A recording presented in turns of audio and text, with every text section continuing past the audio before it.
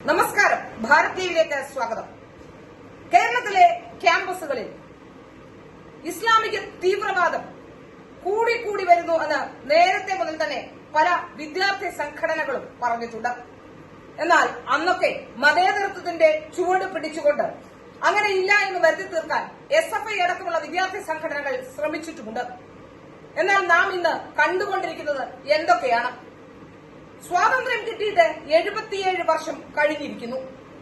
ഇന്നുവരെ നിരവധി കുട്ടികൾ കേരളത്തിൽ അങ്ങോളം ഇങ്ങോളമുള്ള ക്യാമ്പസുകളിൽ നിന്നും പഠിച്ചിറങ്ങിയിട്ടുണ്ട്. ആരും ക്യാമ്പസുകളിലേക്ക് എത്തിയത് മതം പ്രചരിപ്പിക്കാനോ മതം പഠിക്കാനോ മതം പ്രാക്ടീസ് ചെയ്യാനോ ആയിരുന്നില്ല. എന്നാൽ ഇന്നത്തെ അവസ്ഥ എന്താണ്?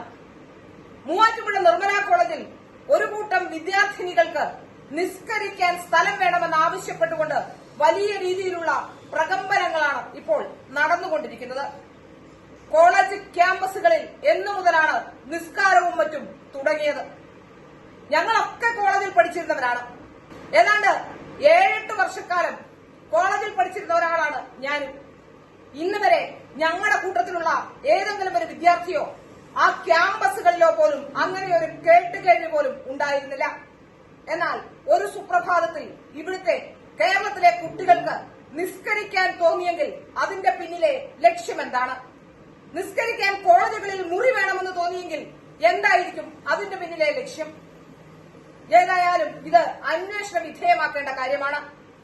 കേവലം വിദ്യാർത്ഥികളുടെ ഒരു സമരമോ അല്ലെങ്കിൽ ഒരു കുട്ടിക്കളിയോ ഒരു വിവരമില്ലായ്മയോ എന്ന് ചിന്തിക്കുന്നതിനുമപ്പുറം ഇതിൽ പല കാര്യങ്ങളുണ്ട്. കലാലയങ്ങളിലെ രാഷ്ട്രീയം ഇല്ലാതായ അന്നു മുതൽ തുടങ്ങിയതാണ് ഇത്തരത്തിലുള്ള രാജ്യവിരുദ്ധ ശക്തികളുടെ ക്യാമ്പസുകളിലെ പോരാട്ടം. JNU അടക്കമുള്ള സർവകലാശാലകളിൽ ഇത്തരത്തിലുള്ള പ്രവണതകളുണ്ട് എന്ന് നമ്മൾ കണ്ടതുമാണ്. അടുത്തിടെയാണ് കേരളം ഒഴിച്ചു നിർത്തിയാൽ കർണാടകയിലും ഇതുപോലെ തന്നെ മറ്റൊരു പ്രശ്നമുണ്ടായത്.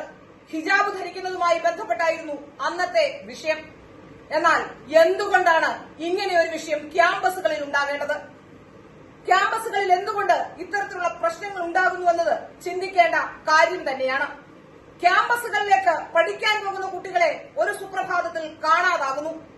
കുട്ടികൾ പോകുന്നതും ഒരു പ്രത്യേക മതവിഭാഗത്തിൽപ്പെട്ട ആൾക്കാരോടൊപ്പമാണ്. ആരാണ് ഇതിനുവേണ്ട സഹായം ഇപ്പോഴും ഇവർക്ക് ചെയ്തു കൊടുക്കുന്നത്? ഇടക്കാലത്ത് പോപ്പുലർ ഫ്രണ്ടിനെയും മറ്റും നിരോധിച്ചപ്പോൾ ഇത്തരം ചില പ്രശ്നങ്ങൾ ഒഴിഞ്ഞു കിട്ടിയതായിരുന്നു. എന്നാൽ വീണ്ടും ഒരു ഇടവേളയ്ക്ക് ശേഷം ക്യാമ്പസുകളിൽ വീണ്ടും ഇത്തരം രാജ്യവിരുദ്ധ ശക്തികൾ വീണ്ടും ഉണ്ടാകുന്നു. അവർ തലപൊക്കി തുടങ്ങിയിരിക്കുന്നു. നമ്മൾ കണ്ടതാണ് ക്യാമ്പസുകളിൽ അഭിമന്യുവിന്റെ അടക്കമുള്ള മരണം. ആരായിരുന്നു അഭിമന്യുവിന്റെ കൊലപാതകത്തിന്റെ പിന്നിലെന്നും ചെങ്ങന്നൂർ ക്രിസ്ത്യൻ കോളേജിലെ വിശാലിന്റെ കൊലപാതകത്തിന്റെ പിന്നിലെന്നും RSSന്റെ വയലാറിലെ ഗണനായകായിരുന്ന നന്ദുവിന്റേതടക്കമുള്ള മരണങ്ങളിലുമൊക്കെ വിരൽ ചൂണ്ടപ്പെട്ടത് പോപ്പുലർ ഫ്രണ്ടും അതുപോലെ തന്നെ ഇത്തരത്തിലുള്ള മതതീവ്രവാദ ശക്തികളും ക്യാമ്പസ് ഫ്രണ്ടും ഒക്കെ തന്നെയായിരുന്നു. എന്നാൽ അന്നൊന്നും ഇതിന് കൃത്യമായ രീതിയിലുള്ള തെളിവുകളോ അല്ലെങ്കിൽ ശേഖരിക്കാനോ ഇതിനെതിരെ അന്വേഷണം നടത്താനോ എന്താണ് സംഭവിക്കുന്നതിനെ കുറിച്ച് അന്വേഷണം നടത്താനോ കേരളത്തിലെ വിദ്യാഭ്യാസ മന്ത്രിയോ അല്ലെങ്കിൽ അത്തരത്തിലുള്ള പോലീസ് സംവിധാനങ്ങളോ പ്രവർത്തിച്ചിരുന്നില്ല. ഇത് ഒരു ഒറ്റപ്പെട്ട സംഭവമല്ല എന്നാണ് മനസ്സിലാക്കാൻ സാധിക്കുന്നത്. നമുക്കറിയാം, മൂവാറ്റുപുഴ നിർമ്മല കോളേജിന്റെ ചുറ്റുവട്ടത്ത് 3 മോസ്കുകൾ ഉള്ളപ്പോൾ ആർക്കാണ് ക്യാമ്പസിനകത്ത് തന്നെ നിസ്കരിക്കണം എന്ന് തോന്നാനുള്ള കാരണം? ആർക്കാണ് അത്തരത്തിലൊരു തോന്നലുണ്ടായത്? ഏതായാലും ഇത് അന്വേഷിക്കേണ്ടത് തന്നെയാണ്. ആദ്യം ഒരു കാര്യം ചെയ്യട്ടെ. അങ്ങനെയെങ്കിൽ കേരളത്തിലെ ഭൂരിപക്ഷം വരുന്ന ഹിന്ദുവിന് കേരളത്തിലെ എല്ലാ കോളേജുകളിലും പൂജാമുറി ഒരുങ്ങണം. കേരളത്തിലെ ക്രിസ്ത്യാനികൾക്ക് ചാപ്പൽ ഒരുങ്ങണം. എങ്കിൽ മാത്രമേ ഒരു പ്രത്യേക മതവിഭാഗത്തിന് ഇവിടെ അത്തരത്തിലുള്ള അവകാശങ്ങൾ നൽകാൻ കഴിയുകയുള്ളൂ. എന്തായാലും ഈ കാര്യത്തിൽ മൂവാറ്റുപുഴ നിർമ്മല കോളേജിലെ അധ്യാപകരും അവിടുത്തെ പ്രിൻസിപ്പലും ഒക്കെ എടുത്ത തീരുമാനം അത് പ്രശംസ അർഹിക്കുന്നത് തന്നെയാണ്. ഏതായാലും ഒരു കാര്യം വ്യക്തമാവുകയാണ്, ക്യാമ്പസുകളിലും മതതീവ്രവാദം എത്തിത്തുടങ്ങിയിരിക്കുന്നു. ഇനി വരാനുള്ളത് വീടുകളിലേക്കാണ്.